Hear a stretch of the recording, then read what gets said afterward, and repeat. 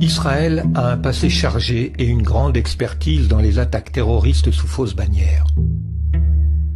Cette tradition remonte avant même la création d'Israël, avec l'attentat de l'hôtel King David à Jérusalem le 22 juillet 1946. Ce jour-là, 6 terroristes de l'Irgun, habillés en arabe, avaient déposé dans le bâtiment servant de quartier général aux autorités britanniques 225 kilos d'explosifs cachés dans des bidons de lait.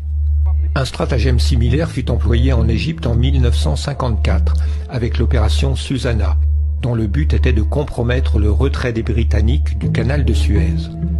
Des Juifs égyptiens entraînés en Israël perpétrèrent contre des cibles britanniques plusieurs attentats à la bombe qui furent mis sur le compte des frères musulmans. La détonation accidentelle d'un des engins explosifs permit de démasquer le complot. Le scandale fut minimisé dans les médias israéliens et américains et ce n'est qu'en 2005, 50 ans après, que l'État israélien reconnut officiellement sa responsabilité. La plus célèbre des attaques israéliennes sous fausse bannière eut lieu le 8 juin 1967, durant la guerre de 6 jours. Par une journée ensoleillée, 3 avions bombardiers sans marquage et 3 bateaux torpilleurs israéliens bombardèrent, mitraillèrent et torpillèrent durant 75 minutes le USS Liberty, un navire américain non armé, avec l'intention manifeste de ne laisser aucun survivant.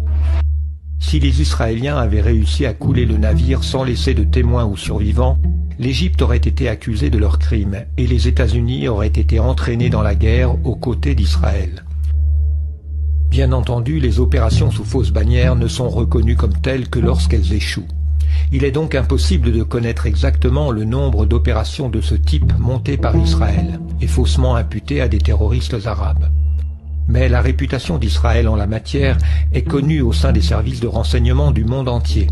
Un rapport de la US Army School for Advanced Military Studies, cité par le Washington Times le 10 septembre 2001, c'est-à-dire la veille des attaques, décrit le Mossad comme, je cite, « sournois, impitoyable et rusé, ayant la capacité de cibler les forces américaines et de faire passer cela pour un acte palestinien ou arabe ».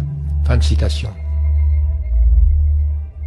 Après le 11 septembre 2001, on a pu encore constater que de fausses cellules d'Al-Qaïda avaient été créées en Palestine par Israël, dans le but de justifier les opérations militaires contre les habitants de la bande de Gaza.